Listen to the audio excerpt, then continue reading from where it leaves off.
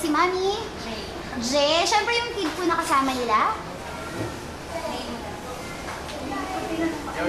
Journey, ayan. So ano naman po experience natin today dito sa Jollibee Grand Central? First time namin, so knowledgeable siya kasi nalaman namin na may mga magnet pala sa parts ng Oo, di ba, Mami? Yes. Tapos pati yung pagmininggaw ng bata sa mga ibang bata.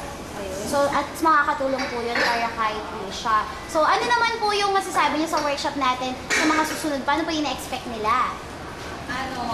Mas ma-expose pa siya sa mga bata. Tapos, yung mas, marami pang information Na mapizza kayo. So, ano po masasabi niyo sa mga friends niyo na gusto rin ma-experience ang Jollibee Grand Central Workshop?